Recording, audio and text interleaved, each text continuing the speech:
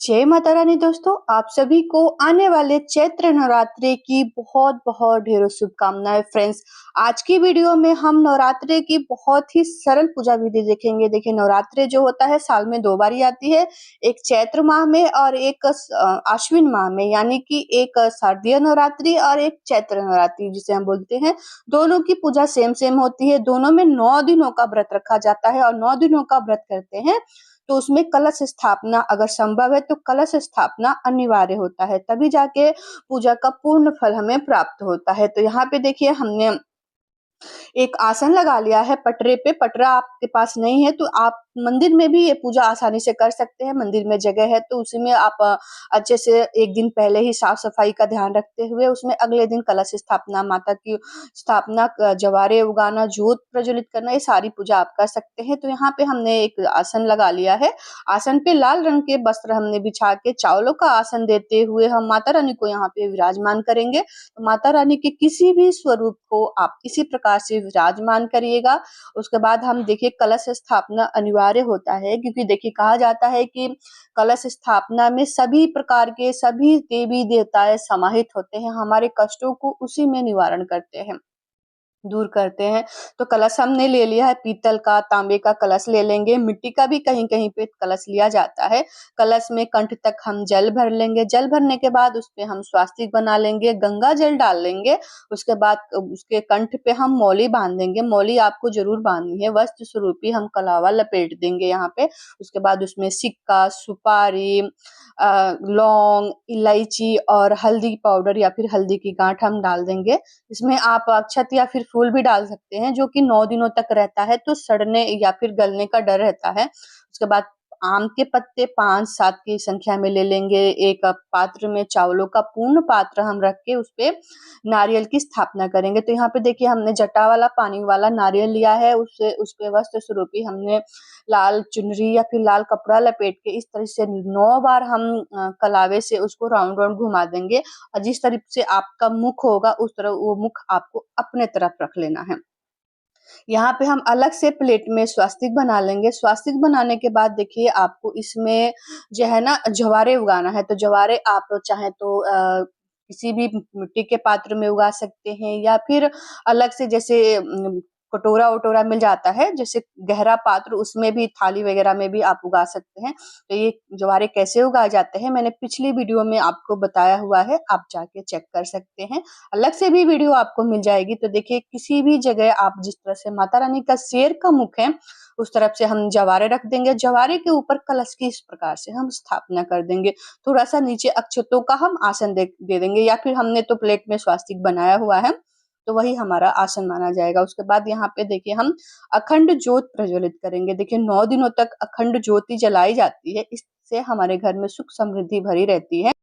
कलावे से हम बाती बनाएंगे, सवा हाथ की बाती बना के बड़ा सा एक दीपक ले लेंगे जो 9 दिनों तक हमारी जलेगी। कलावे से बाती कैसे बना जाती है, अखंड ज्योत की बाती कैसे बनाई जाती है, इसकी भी वीडियो आपको मेरे चैनल पे मिल जाएगी। फूलों का आसन देते हुए हम सर्वप्रथम गणेश जी को यहाँ पे विराजमान करेंगे। अगर गणेश जी को मूर्ति नहीं है तो यहाँ पे आप सुपारी रख सकते हैं। वैसे मंदिर में अगर गणेश जी हैं तो वहां पे पूजन करके हम डायरेक्ट चौकी पे पूजन कर सकते हैं। उसके बाद हम देखिए सभी को भाव स्वरूपी हम यहाँ पे स्नान करा देंगे, क्योंकि हम अगर पंचामृत से स्नान कराए हैं विग्रह को, तब भी आप कलश को छींटे, जल के छींटे देते हुए भाव स्वरूपी स्नान करा के हम प्रज्वलित करेंगे। अखंड ज्योत को प्रज्वलित कर लेंगे इस प्रकार से। जब अखंड ज्योत प्रज्वलित हो जाएगी तो हाथ जोड़ के पूजा में रहित कमियों की क्षमा याचना करेंगे और माता रानी से अनुमति मांगेंगे कि हे माता रानी, आप 9 दिनों तक हमारे घर पे विराजमान होइए और हमें अपने भक्ति करने का अवसर प्रदान करिए।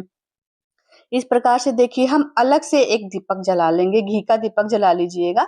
ज्योत में आप तिल का या घी का दीपक कोई सा भी उपयोग कर सकते हैं। वस्त्र स्वरूपी हमने गणेश जी को कलावा अर्पित किया है। अगर आपके पास जनेऊ है तो जनेऊ भी अर्पित कर सकते हैं। यहाँ पे मैंने सामग्री लिस्ट बना के आपको दिखाई हुई है, आप जाके वहाँ चेक कर सकते हैं कि क्या क्या जगह पे क्या क्या लग सकता है। वस्त्र स्वरूपी कलावा हमने माता रानी को अर्पित किया है। उसके बाद हम चुनरी अर्पित करेंगे। देखिए नई चुनरी आप उस दिन जरूर ले आइएगा माता रानी के लिए। उसके बाद कुछ सुहाग सामग्री हम यहाँ पे माता रानी को अर्पित करेंगे। सुहाग सामग्री में जो भी आपके पास है 2, 5, 7 की संख्या में आप यहाँ पे सुहाग सामग्री भेंट कर सकते हैं माता रानी को। देखिए अगर सुहाग सामग्री, अगर महिलाएं हैं तो सुहाग सामग्री जरूरी है आपको चढ़ाना, 2 या 5 की संख्या में आप अर्पित कीजिएगा। हमने सुहाग सामग्री अर्पित कर दिया है। सुहाग सामग्री आप 9 दिनों में किसी भी दिन यहाँ पे माता रानी को भेंट कर सकते हैं। और जो दीपक आपने जलाई है, कलश आपने जलाया है, वो सब सेम जगह पे रख दीजिएगा, क्योंकि जब तक आप रखेंगे 9 दिनों तक आपको हिलाने डुलाने नहीं है। इत्र है तो इत्र समर्पित कर दीजिए, गणेश जी को दूर्वा समर्पित करेंगे, सभी को फूल पुष्प हम यहाँ पे अर्पित करेंगे।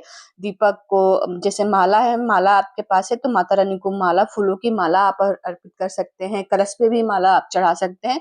देखिए सामर्थ्य जो होता है ना उतना ही करना चाहिए। उसके बाद हम यहाँ पे माता रानी की उनकी मनपसंद चीज गुलहड़ का फूल अगर मिल जाता है तो जरूर कहीं से कहीं ना कहीं से आप अपने माता रानी को, गुलहड़ का फूल अति प्रिय है। उसके बाद भोग समर्पित करेंगे। भोग में आपको जो भी ऋतु फल मिल जाता है 5 की संख्या में, या फिर एक भी फल मिल जाता है, जो भी आपका सामर्थ्य, भोग में एक फल रख दीजिएगा।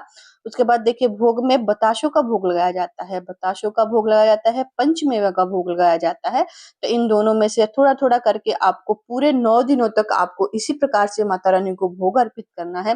गिलास में हमने एक पात्र में अलग से माता रानी को जल अर्पित किया है। उसके बाद देखिए इस तरह से लौंग इलायची का थोड़ा थोड़ा रख के हम माता रानी के पास पूरे 9 दिनों तक यहाँ पे रख देंगे, वैसे ही छोड़ देंगे। जब हम कलश उठाएंगे तब जाके हमको आपको वो उठाना होगा। उसके बाद देखिए पान का, माता रानी को पान का भोग लगाया जाता है।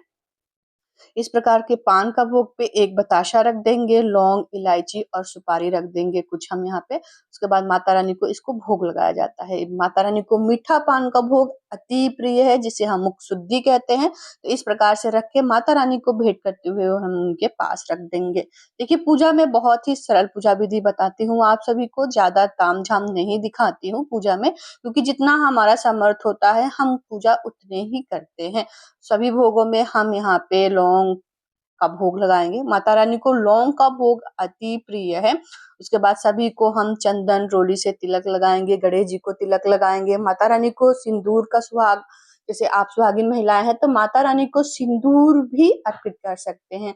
जो भी महिलाएं हैं बाल बांध के ही माता रानी की पूजा करते हैं। बाल धोना जरूरी होता है, उसमें आप बाल धो सकते हैं। माता रानी के पूजा में बाल धोया जाता है। बाल धो वगैरह वगैरह करके आप स्नान आदि करने के जल्दी से जल्दी आप माता रानी की चौकी सजा ले, कलश स्थापना कर ले, कुछ दक्षिणा माता रानी के पास ही रख देंगे। उसके बाद हम सभी को धूप दिखाएंगे, यहाँ पे धूप दीप दिखा के बहुत ही प्रेम पूर्वक आरती कर लेंगे। तो हमने यहाँ पे धूप दिखा लिया है। उसके बाद हाथों में थोड़ा सा फूल और अक्षत लेके हम अगर व्रत रखे हैं तो कथा सुन लेंगे। कथा की वीडियो भी आपको मेरे चैनल पे मिल जाएगी। तो इस प्रकार से हम कथा सुनने के बाद या फिर पढ़ने के बाद माता रानी के चरणों में फूल अर्पित कर देंगे। इस प्रकार से देखिए कथा सुनना अनिवार्य होता है। जो भी कोई व्रत करते हैं ना, कथा सुनते हैं या फिर दुर्गा चालीसा का पाठ करते हैं, या फिर देखिए 9 दिनों में आपको दुर्गा चालीसा का किसी भी दिन पाठ कर लीजिएगा, थोड़ा थोड़ा करके, जैसे 2-1 पेज श्लोक होते हैं उसमें पढ़ के। जो हाथों में फूल है वो फूल माता रानी के चरणों में अर्पित कर देंगे। उसके बाद देखिए हम यहाँ पे आरती कर लेंगे। आरती आप चाहें तो कपूर से अलग से आरती कर लेंगे या फिर उसी दीपक से हम आरती कर लेंगे। देखो कपूर से आरती करना बहुत ही अनिवार्य होता है।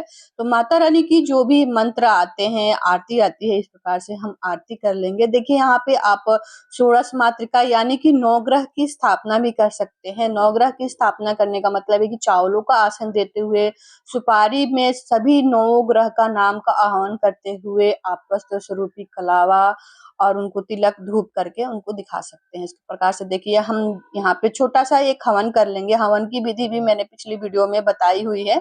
इस प्रकार से हम दीपक को 3 बार आचमनी करके जल फेर के ठंडा कर लेंगे। भोग प्रसाद उठा के घर में सभी को प्रसाद रूम में बांट देंगे। आप चाहें तो जब हवन कर रहे हैं इस प्रकार माता को भोग अर्पित कर सकते हैं। तो देखिए इस प्रकार से जो पान का भोग लगाया था आपने, इस प्रकार से तो बीड़ा बनाते हुए जो भोग आपने हवन किया है, हवन सामग्री में इसको डालते हुए घी की 5 बार आहुतियां देंगे। 3 बार करके जल को ठंडा करके हम माता रानी को भोग लगाएंगे। और वही कपूर की धुनी आप अपने पूरे घर में दे सकते हैं। जितनी भी नकारात्मक चीजें होती हैं घर से बाहर चली जाती हैं। तो इस प्रकार से हमने पहले दिन यानी कि प्रथम दिन की पूजा, कलश स्थापना, जोत जलाना, माता के पूरे 9 दिनों तक पूजा हम इसी प्रकार से करेंगे। देखिए कहीं पे अष्टमी के दिन कलश उठाए जाते हैं, किसी दिन नवमी के, किसी दिन दशमी के। हमारे यहाँ दशमी को, क्योंकि माता रानी का 9 दिनों तक पूजन किया जाता है, नवरात्रि बोली जाती है, तो दशमी के दिन हम यहाँ पे छोटा सा हवन करेंगे माता रानी को, नवमी के दिन भोग लगाएंगे, दशमी के दिन कलश का विसर्जन करते हैं। आशा करती हूँ कि आपको मेरी वीडियो पसंद आई होगी, तो वीडियो को लाइक, चैनल को सब्सक्राइब और कमेंट बॉक्स में राधे राधे जरूर लिखिएगा। 2026 करके ऐसे प्लेलिस्ट है, उसमें सभी प्रकार की वीडियोस आपको मिल जाएंगी नवरात्रि की। मिलती हूँ आपको दूसरी वीडियो में, तब तक जय माता रानी, ओम नमः शिवाय, हर हर महादेव, राधे राधे।